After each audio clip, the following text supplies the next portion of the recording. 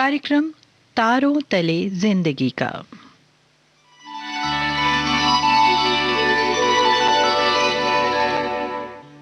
तारों तले जिंदगी इस सीरीज में हम आपके लिए लेकर आए हैं हिंदी साहित्य जगत की कुछ चर्चित कहानियों और उपन्यासों पर केंद्रित नाट्य वाचन। इस कड़ी में प्रस्तुत है मुंशी प्रेमचंद का लिखा चर्चित उपन्यास प्रेमा।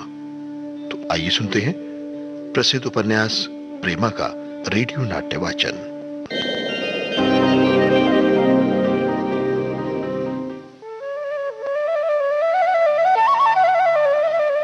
शादी ब्याह की चर्चा होने लगी तो बाबू साहब ने कहा, मुझे तो बाबू अमृत राय के इरादे पक्के मालूम नहीं होते। शायद वो सुधारक मंडली में दाखिल होने वाला है। बस इसी बात को लोगों ने कुछ ना कुछ सोच लिया। सारे घर में कोलाहल मच गया। पूर्णा ने हंसकर प्रेमा से कहा, मैं जो कहती थी सब झूठ है। बोली, मुंह मीठा हुआ कि नहीं? अब सुनते हैं प्रेमा के रेडियो नाट्य वाचन की 8वीं कड़ी।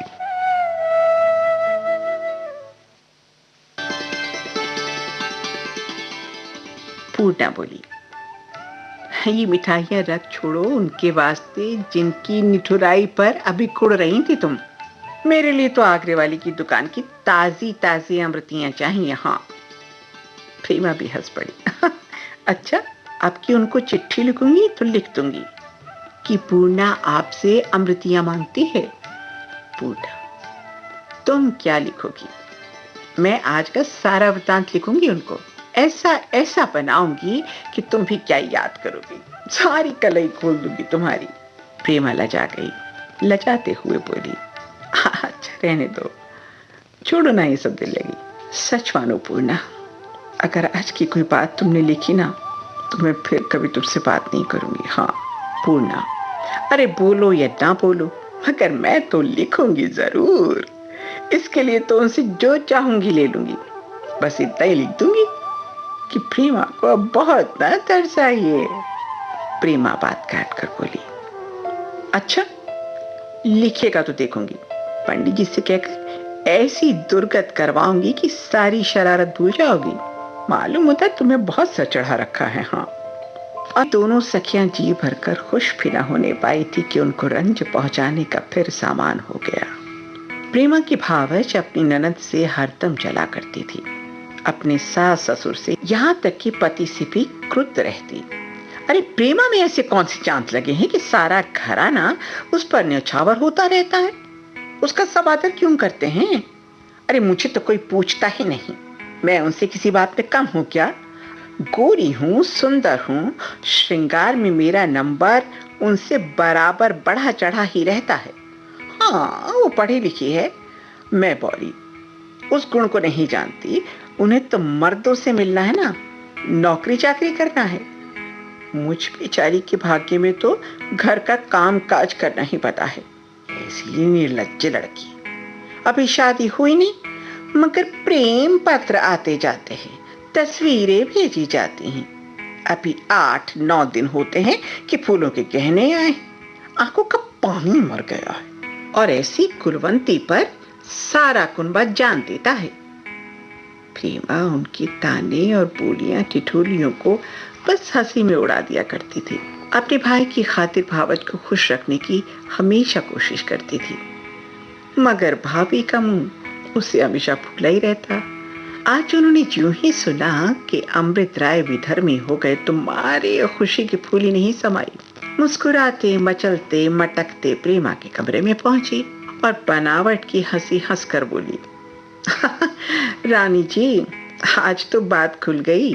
प्रेमा ने ये सुनकर लाज से सर झुका लिया, मगर पूर्णा बोली, सारा भांडा फूट गया। ऐसी भी क्या कोई लड़की मर्दों पर फिसले? प्रेमा ने लजाते हुए उत्तर दिया, जाओ तुम लोगों की बला से मुझसे मत उलझो। भाभी, नहीं नहीं, दिल लगी की बात नहीं है। मर्द सदा के कटकलेजी होते हैं। हाँ। अरे उनके दिल में प्रेम होता ही नहीं।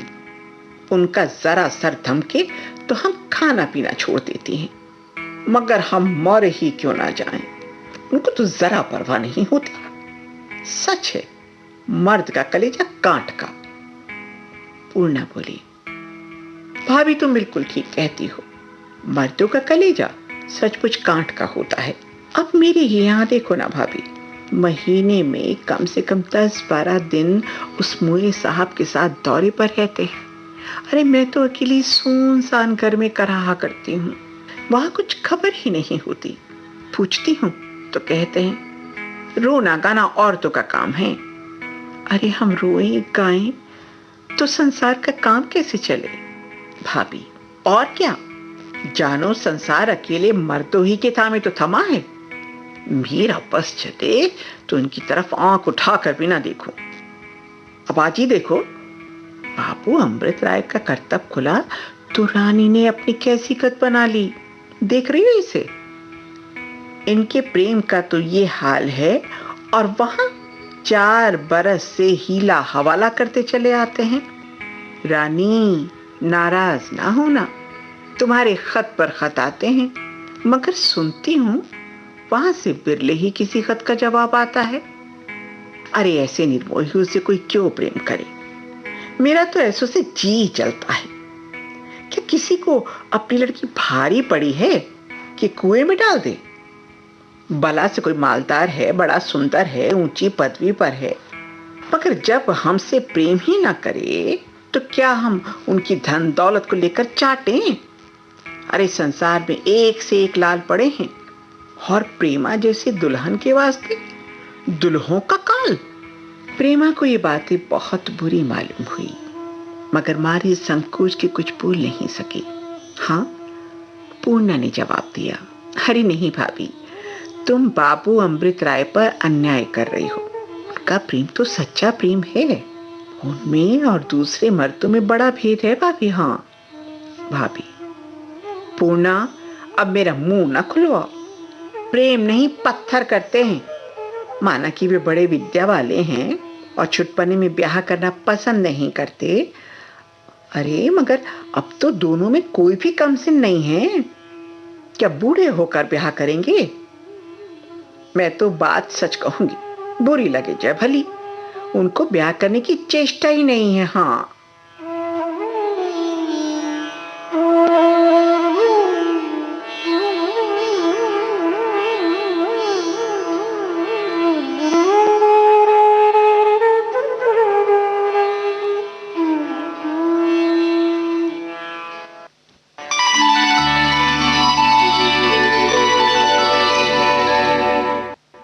तारों तले जिंदगी, इस क्रम में अभी आप सुन रहे थे मुंशी प्रेमचंद का लिखा उपन्यास प्रेमा का रेडियो नाट्य वाचन। स्वर डॉक्टर ऋतु राजपूत का था और प्रस्तुतकर्ता थी काजल सूरी।